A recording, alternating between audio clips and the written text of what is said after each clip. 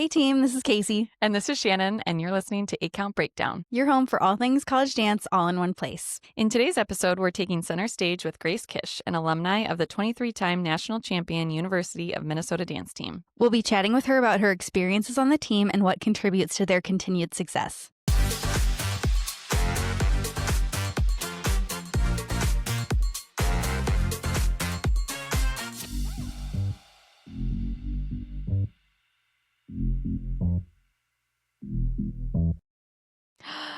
Hi. Welcome to 8-Count Breakdown. We're so excited to have you. Thank you so much for having me. I'm so excited to chat with you guys. So I want to kick off our episode by giving a little background on Grace. Grace Kisch was a 4-year member and senior captain of the Eastview Lightning dance team in Apple Valley, Minnesota, where they won 5 state championship titles. She was crowned Miss Dance Team Minnesota as a junior in 2018 and was all conference and all state. She grew up dancing at Spotlight Productions Dance Studio and was competing with them through her high school graduation. After high school, Grace went on to be a 4-year member and senior leader of the championship team, University of Minnesota dance team, where she and her team won 3 national titles, a Jazz and Pom title in 2023, and another Pom title in 2024. After graduating from the University of Minnesota, she has continued her dance career as a professional cheerleader for the Minnesota Vikings for the last 2 seasons. Okay, I have a great first question for you, and it's probably the most important question of the entire recording. Are you ready? I think so. Okay, very important. How do you get your legs to do that? Were you born like that? Like, are your hips just naturally able to do that, or did you have to stretch a lot? But how? I wouldn't say I was born with it. I feel like my toe touches didn't start getting great until like end of my sophomore year of high school. So I feel like it's like a mix of like my hamstrings got more flexible and I also got stronger. So I had the strength to like get them up there. Actually, there's a photo, I think, from either end of 8th grade or early 9th. And in one of our studio dances, we did a toe touch. And it was like not even flat. Like I remember seeing that photo and I was like, so no, definitely not a Wow. Okay, so it's not maybe it's Maybelline. So in our first couple episodes, we've talked a lot about hard work and We've also talked about strength training and how strength much training. that changes Yes. your dancing. So I forgot to say this in your bio, but can you tell us what years you were on the U of M dance team? My freshman year was 2021. So that was the first like competition they held once COVID had happened because nationals is in January. So 2020 was normal right before everything changed. It was definitely adjusted that year though. The stages were set up different. Backstage was different. It was just in and out. You warmed up like outside, like on the concrete. Oh, wow. Yeah, it was so different. I mean, you couldn't be inside by all these Yeah. people. So you'd be backstage with your masks. You'd take them off, then you'd go on stage and dance, and then you'd go off, put them back on, and then you'd exit the building. Yeah. So you probably didn't have a lot of interaction with other teams at all. No. And then was there an audience there? Kind of same things like how we cycled in and out, our fans did too. Maybe there was a number limit, but I don't remember for sure. But it was just my parents there. That's so interesting. Very Okay, different so from how my last nationals went. Oh, yeah. I'm sure it was just packed. does it just like continue to increase like every year you were on the team? Yeah. One of our first couple episodes is about pop culture and dance and how much TikTok especially has grown the sport and how Just the fan base just keeps growing too with it. So I can't imagine how going from your first year when there's like so many restrictions and hardly anybody there to your last year and just night and day difference. Yeah. Super different. So one of our questions is, what is your favorite dance that you did while in the team? And it doesn't have to be nationals. It could be. Or you can do like multiple dances. Like a camp dance. Yeah. It's so hard because they're all so different that I Yeah. love them all for different reasons. For sure, my favorite camp dance was Lose Yourself. Love that one. So that was the same Yeah. year as Mr. Morale. Yes. So there was like an energy that year that like started from the beginning, which was so awesome. I feel like it started with like Lose Yourself, that camp dance, and then I just kind of kept going and rolled into Miss Morale, hair down, all that like angry energy. Yeah. So I love edgy. both of those because that was just such a fun side of dance that I've never really tapped into. But I do also really love my senior year pom. So that was the black one. That one was so fun. Like there were so many moments, I feel like in our music, they mixed it in a way where it was like clearly like defined moments of like, this is where you're going to be doing like 800 toe touches, single, quadruple, like whatever, like everything crazy skills. But there were those moments of just like fun with the crowd. Oh, I love that Yeah. one. I And love that. obviously Dream On. That one is extra special because I got to be a part of the choreography committee. You're so close to it that almost sometimes you're like, I don't even know what's happening. But then you're turned just out so great. invested in it. I Mhm. thought that was so fun that that's self-choreographed. So how many people were on the choreography committee for that? I want to say it was like 8 or 9, 9 or 10. That's a big group. That's awesome. Yeah. We started out majority of like the main sections and just kind of getting the map of the dance. We started that all together. And then as we started getting into the season and like refining things and coming up with like extra groups and different things like that, then our choreography committee was like focused on some of those more like refined details. How long Yeah. do you think it took you to choreograph that dance? I feel like that's a tricky question because there's always so many different phases to every dance. You know, Sure. you kind of have your first draft, and then as you keep working, you'll evolve the second half. And then as the second half becomes what it is, you're like, wait, let's go back to the first half and like adjust this. And I would say we started it. Well, we usually start our dances like kind of end of September timeframe is usually when we have our choreography. So that's when we like sat down as a team and started diving in. It's going to sound kind of crazy, but like middle-ish of December is when it's like, okay, like this is our dance. Like Yeah. that's when it's officially done. Honestly, that's a tighter You timeline know? than I pictured in my head. End of September, Really? start date. Yeah. Yeah. That's, I like mean, mid-September? Yeah, around then. Because we're doing a lot of prep in the summertime for football. We always would try and learn all of our dances, as many as we could, before then like national season started. So then those like smaller Friday practices or part of our practices would be like game day focus. And then Tuesday, Thursdays could just be full nationals. Dive in. yeah. So for the choreography committee, was that an Mhm. extra time that you had to meet every week, or how did that work Yeah, with it was your just schedule? kind of on like an as it worked basis. And what's nice about college is everyone's schedules are so different, but there's huge gaps. So usually we could find times that lined up for almost everyone to be there. I think there's only a few times when it was like, hey, like I can't be there, or like so-and-so can't be there, but it's like we had to meet. But for the most part, like everyone was able to make it. But yes, it was an extra side of practice thing. But again, at that point, we had a pretty strong map of what our dance was going to be. We worked in smaller groups within our committees too, and then would like shuffle around and where you're feeling inspired, like focus on that part of the music. So then everyone's in their zone. Okay, what is your favorite nationals dance that you were not a part of? Maybe one that you just got to watch from a different team. People are going to laugh at this. I really loved Ohio's my senior year. Well, that one was so good. And Jazz I or feel like prom? people are going to laugh, Jazz. Okay. And I feel like I My say way. like people are going to laugh is because Yeah. like the whole internet thing, everyone pitched us against each other like so aggressively. Yes. You guys can love each No, but I other's loved dances. that one. And I really also loved their red dress lyrical. The one where they start out with the clock in the beginning. Yes. That one was Oh. choreographed by Shannon Mather, I think. Yeah. Yeah, that was real. I remember that one too. That one was really good. I love that you broke down to that like myth that you guys are like pinned against each other and don't like it, you know, what the other person is doing. Like, that's not true at all. Like, the dance community is so loving and welcoming, and there's like such a great camaraderie between like all competitors. So we're all one big team, I feel like, backstage. Absolutely. Yeah. I mean, one of my best friends that I grew up dancing with, she rooms with a girl in Ohio now. Everyone's like friends, and it's Some are so fun sisters. to like know people. Exactly. I was gonna say too. Then you dive into the side of like hip hop. That one's just always fun because I never competed in it, so like I see them all the time, and I'm like, oh my gosh, how fun would it be? But that one's really hard to pick. But I do like a boy. LSU, just so good. You know, the classic. Yes, it's a tough one to fan top. favorite. Yes.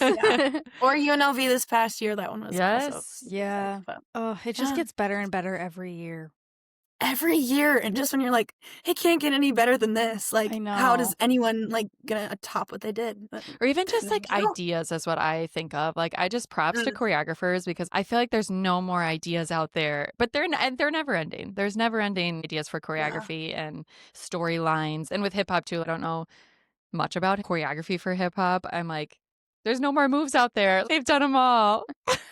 And then they come up with these new crazy things. Yeah. I feel like that's something that's come to light with all of social media, getting excited and getting focused in on dance and bringing it to the light more for the Mhm. public, is getting to see so many more different ideas. Because when you're on a team and you're competing, there's very little time that you get to actually watch your competitors dance. So to like have that time afterwards when the whole competition's done and everyone's posted so many videos of everything, it's all just right there and you can go back and you can watch everything. And it's just another opportunity to appreciate, like you said, the whole community. That's awesome. That kind of brings up a topic that we wanted to talk to you about around social media, because you were on the team during a time when social media is kind of blowing up.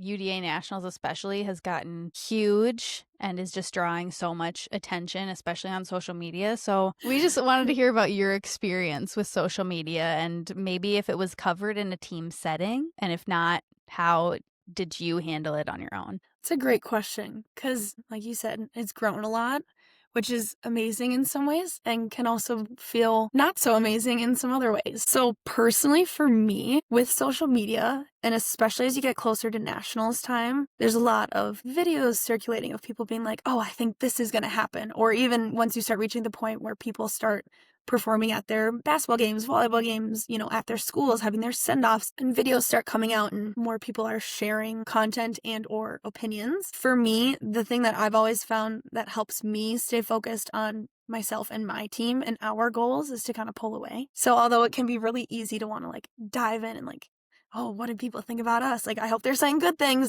And of course, there's always support, but I've always found it's best in those moments when things start feeling like they're like catching traction, kind of like to pull away. That feels just better for me, helps keep my conscience clear, focus again, just like on our team, on our goals. And then from like a team perspective, we're all pretty much on the same page of like avoiding when things are feeling like a lot or there's a lot being said, just kind of putting it to the side. But it's not necessarily that we can't be on our phones because we are adults, young adults, but we're adults. We know how to focus on what's important and what to let go. I love that. I like that you mentioned, like, even with support too, being able to focus on your goals and people's opinions, whether they are good or bad, it's still irrelevant to what your goals are as a team and what you want to do and put out on the floor, and just taking away people's opinions altogether. And that helps you shift to it doesn't matter. Even if it is good, it's just their opinions are their opinions, and that's where it ends. Yeah, and of course, getting that support and hearing great feedback and Mhm. people getting excited is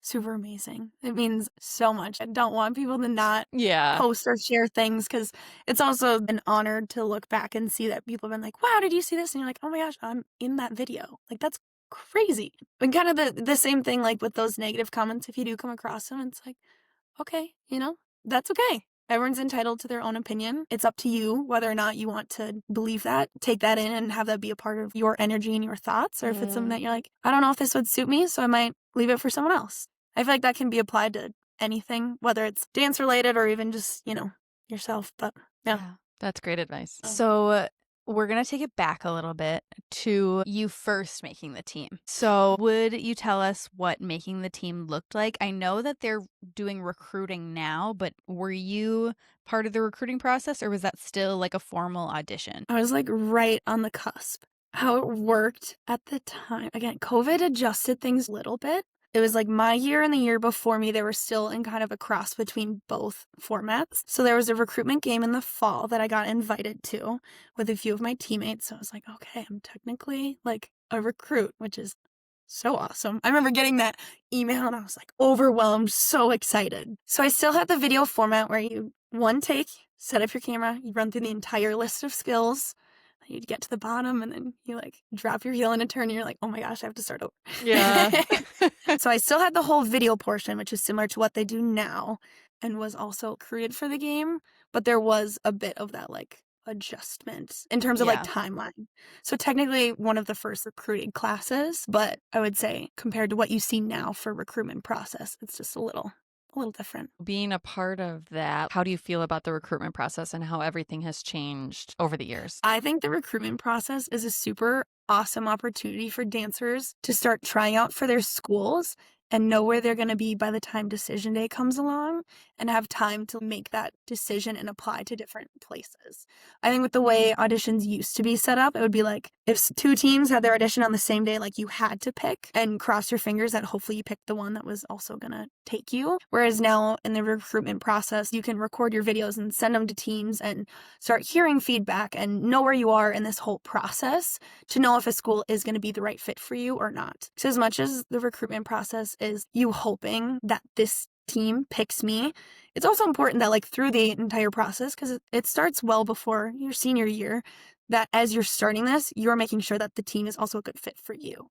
So I think that's something that's super awesome that's come from this, is to make sure as people are going into this and, you know, making a decision that can affect the next 4 years of your life like pretty greatly. Of course, you can always transfer and audition for new teams. Like nothing ever needs to be permanent, but it gives you an idea of what team is going to be the right fit for you. I like that they're doing the common recruitment video now too. So they're like just recording the one video. You didn't know that? Like, Yeah. no, I Yeah. didn't. They have a Is that new common this recruitment video now, and most teams are on board with it now. You just record one and then you get to send it to however many teams you want, whoever is a part of that, versus recording like 8, Wow. yeah, however many teams are. Right, yeah, because it's a different skill set Yeah, list or things like exactly. So now they have a common one.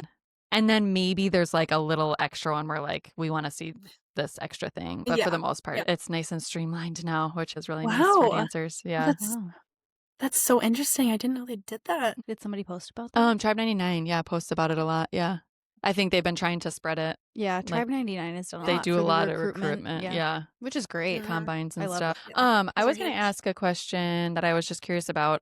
What does it look like between years? You make a team, right? And then what, like, are you just automatically on it? Do you have to try it again? Do they just like have a conversation with you if they're like, this isn't working? What is that like between years? It probably varies team to team, so I can really only speak Yeah. for, you know, our experience and how it was set up. We would always have like meetings one-on-one at the end of the year with our coaches. How'd it go? How'd you feel? This is how we feel. And then that'd kind of be it. We never had a formal re-audition. I think those end of season evaluations give you a lot of feedback for the next year, and then you do with that what you will. I love what you said, though, about deciding whether or not a school is a great fit for you, as well as you being a great fit for that school. So that kind of brings up the next question that I want to ask, and that's about the culture that the University of Minnesota dance team had. So what did the culture look like on the team? It was always fun. Like, everyone's just family and everyone gets along so well. And it's just spending so much extra time with all of your best friends. Everyone's so supportive. I feel like most people would anticipate us to be so serious in practice, which we are. But like, there's a lot of jokes, there's a lot of goofiness. We would have so much fun. And I feel like that's what made it what it is like we got to have so much fun. And there was a couple times before a practice would start and our coaches would get there, we'd be at Williams Arena. And one day, one of my teammates, she was like, guys, what if we go up to like the very top bleachers and just hide until they get here and then jump out and surprise them? We're like, let's do it. We had like 5 minutes till practice started. Like, we know they're in the building, so it's like, why would we do this? But we're like, run. Everyone's running up the stairs at the top. We're all just sitting there like, are they going to come in? Like, they're going to come in. So then we'd jump out and scare them. But like just being silly and like having those moments to be so fun. And even outside of practice, we all lived together. We would have dinners, we'd hang out together, PJ nights, we'd have like a team Thanksgiving and like Christmas celebrations. And we did like everything together. And I feel like that's such a key to like what made us be so close and have that trust in one another on the floor, is like how you operated outside and spent time with one another, building up those friendships and those connections. So then when you're on the nationals floor, you know everyone's got it and you trust. So special. Okay, can you tell us how you balanced school, dance? It sounds like your social life was kind of mixed with your dance life, so that was helpful in like finding that balance. But were there any challenges with that balance, and how did that feel? I think I had a pretty unique entrance into college with COVID that helped me kind of find somewhat of a balance. I didn't live in a dorm my freshman year, so I didn't meet a ton of other freshmen. I just kind of had my dance girls. We met like other people through our apartment. Still met people, don't worry, not antisocial. I feel like overall the balance between all of it is tricky because you're going to want to be everywhere all at once. You're going to want to, after a practice, if you know of like some school friends that are going to go like see a movie. You're going to want to join in that, but like you still have homework to do. Maybe it's the opposite. They're going to a movie, but you have an early morning practice or an early morning lift. There's just different ways that you got to kind of find yourself a balance between all of them and try not to spread yourself too thin. I am someone who struggles saying no.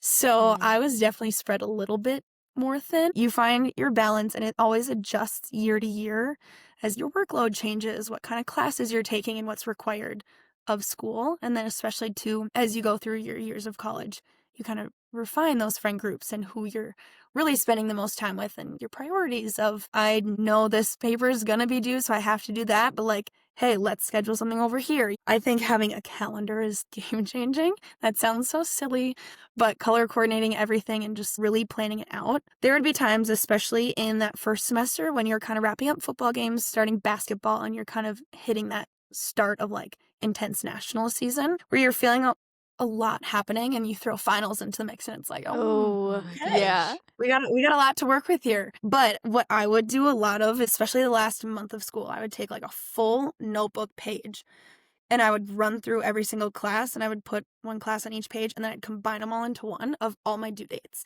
And then I'd do every single homework assignment, every single test. I would put everything in order by date and then I'd kind of figure out how long I estimated it would take me. Sometimes it'd be a little off. I was in a project-based major, so I wasn't doing quite as much studying for tests. I was preparing to present large projects. So time was definitely an important thing for me to figure out to make sure I had enough time for school, but also enough time to do those social things in between. I feel like I was very fortunate to have a team where we're all so close. Like literally everyone is friends with one another. There's no drama. Everyone is genuinely friends. So when there's that fun overlap, and it didn't happen a ton for me, but I know quite a few of my teammates are in the same majors. So they'll have like overlaps with classes. And since we all lived in the same building, getting to all go to our apartment building lobby and study together, we might all be doing different things, but we'd all be there together. I love that you kind of combined 3 of those areas, your dance life, your school life, and your social life, and are hitting all of those buckets all at once. That's so fun. I'm sure it made studying and doing homework a little bit more fun too. I wouldn't say I was the master of balance. I just slept less. Well, I was going to say too, I liked when you said like I was, spread thin because I didn't want to say no to things. Like I feel like that's how you learn, and like college is where you're learning a lot of that. Like, okay, I said yes to too many things this week and this is how it made me feel. I'm going to maybe have to say no next week, and you learn how to do that through it's just through experience. That's the only way to learn a lot of those lessons.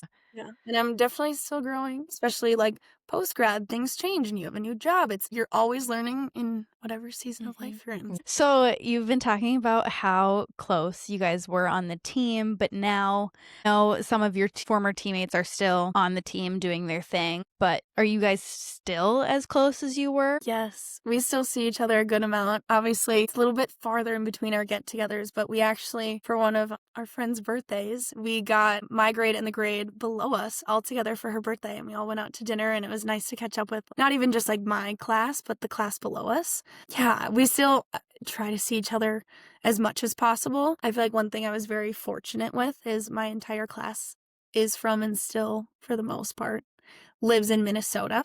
So we're all still pretty close. And then when all of us are in town, we always like try to make it a point to like, okay, what's everyone's calendars looking like? Like, when can we all get together?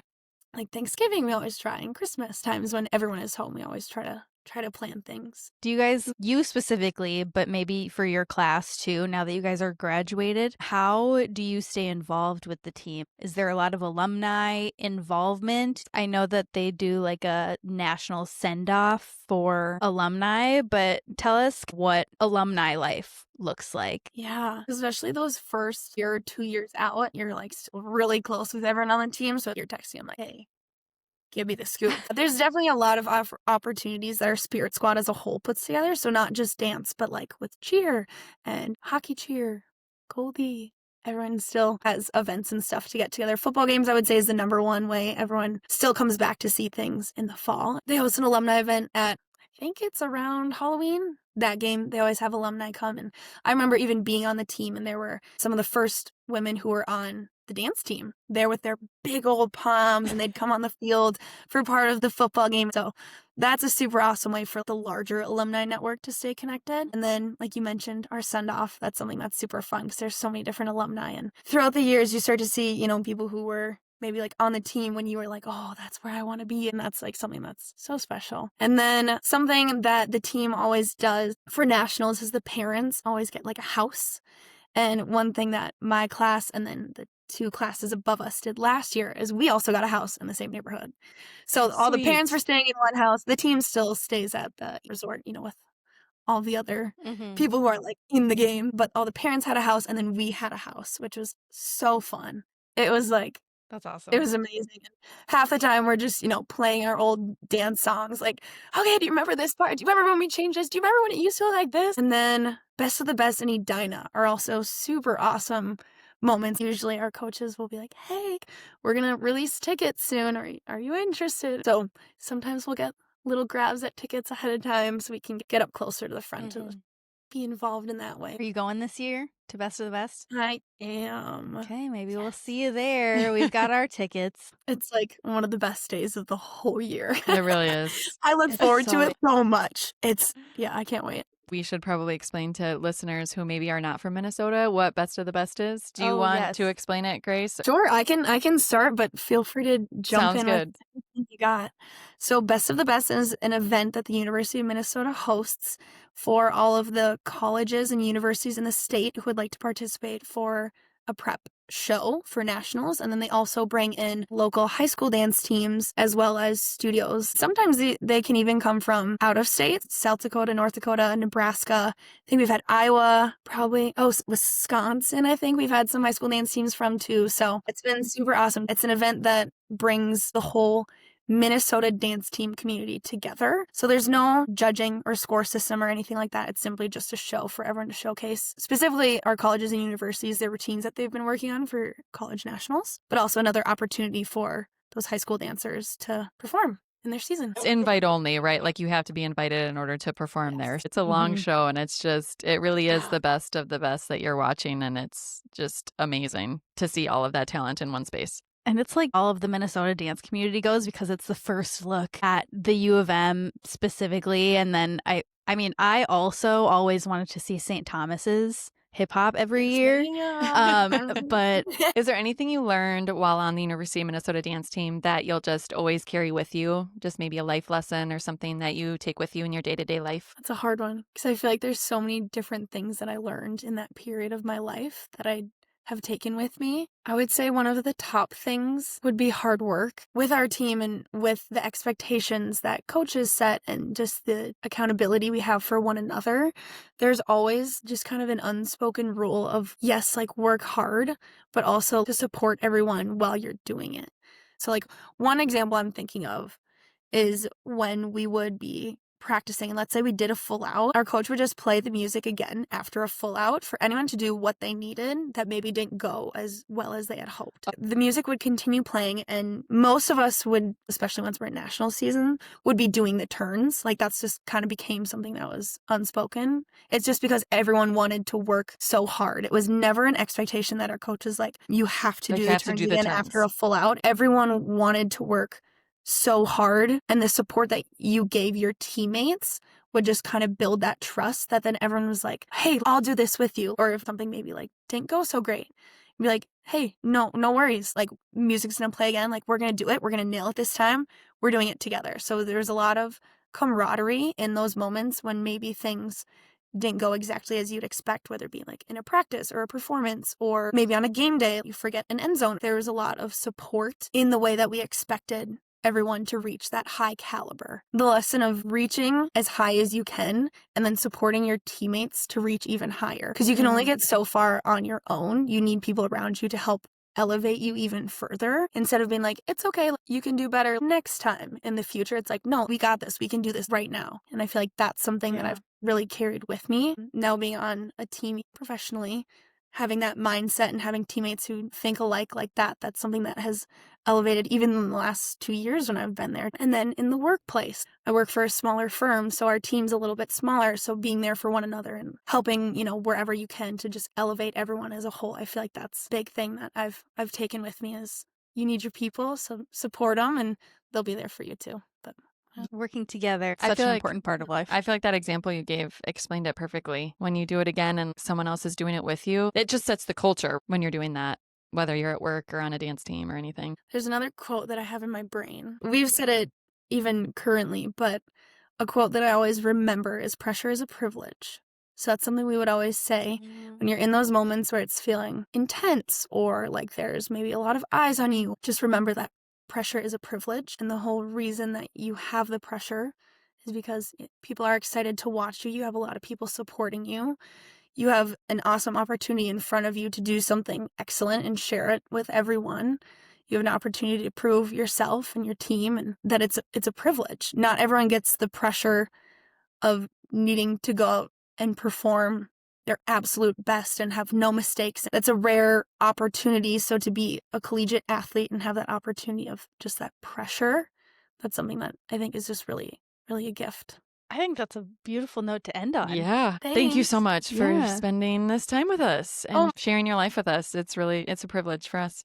Oh, you guys are so sweet. Well, thank you for inviting me and hosting me on your podcast. I'm so excited to see all of the different episodes that come out both before and after this. You guys are such kind and supportive people that I can only imagine how great this is going to be. Grace, Of course. you're so sweet. I am so incredibly grateful that you came on today, and I can't wait to share this with everybody. They're just going to love to hear everything that you have to say. So thank I you. hope so.